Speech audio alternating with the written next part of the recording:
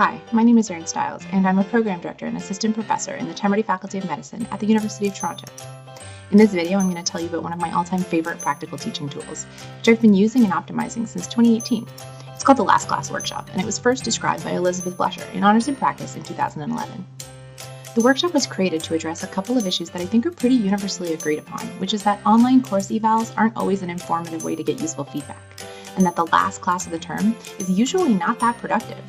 I'm going to spend the next 4.5 minutes convincing you that this workshop is a really great way to use that last session of contact time with your students, and showing you one great way this type of session can be pivoted to the online environment. A week before the last class, I send these detailed instructions to my students. This lets them know what to do to get ready for the workshop. I want them to review the syllabus and the course as a whole from pretty much all angles, and they need to know in advance that that review and prep work is going to be a bit of work. Also, and just as importantly, this sets the tone. Getting the students amped up and invested in the objectives of the workshop is a really important part of why this session works so well, and so how you sell this matters. The goal for the session is to solicit their honest feedback, the good, the bad, and the ugly, and I ask them to come to the session ready to tear the class apart and rebuild it. This prep message lets the class know that I have high expectations for them in terms of what they're going to bring to that session.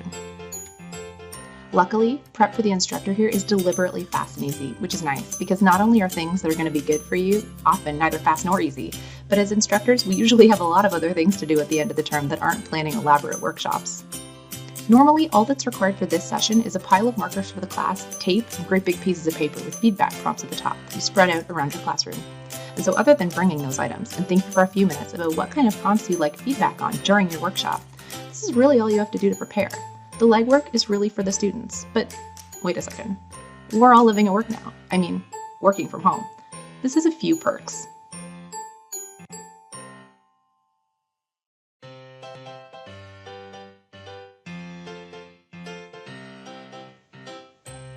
But how can you run a hands-on workshop like this over Zoom? There are probably lots of ways that you can do this, but the best one I've found so far is using Miro's free education plan, which anyone working in an educational institute qualifies for, to create virtual poster boards so I can run this workshop exactly as I would in a physical classroom in my virtual one. When you create a new project board, you can customize what it looks like completely, and they have lots of templates, but I've set mine up to look just like a white poster with a prompt at the top. If I zoom out here, you can see that I've created 9 posters in this virtual room, which each contain a feedback prompt that's specific to a particular element in my course. We'll get a closer look at one of those in a minute. When you're ready to invite your class into this space, click on Share and select this option. Anyone with link can edit.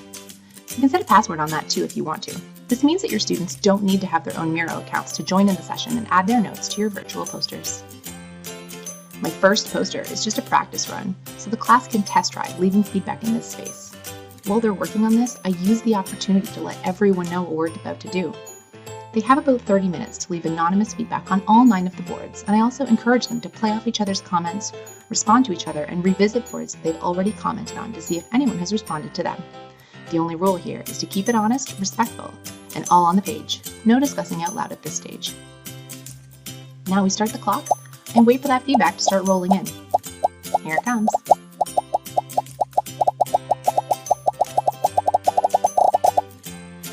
Ta-da! After everyone's left their written feedback on all the posters, we work through them out loud as a group. Right now we're doing that on Zoom.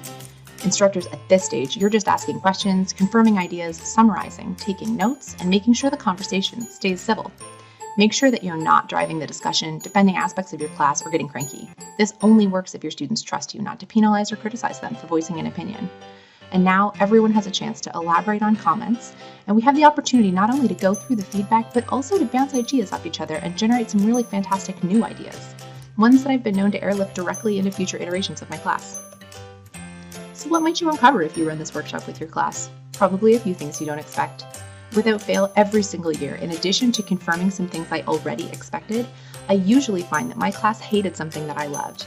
They loved something that I thought they might hate. They asked for more of something difficult. And they even want more of something that they thought they didn't like while the class was in progress. I guess hindsight really is 20/20. So there you have it. Thanks for listening to my pivot for the last class workshop. If you'd like to hear more about anything I mentioned in the video regarding Miro, the workshop structure, or the prompts I've used in mine, feel free to reach out. I'm always happy to chat.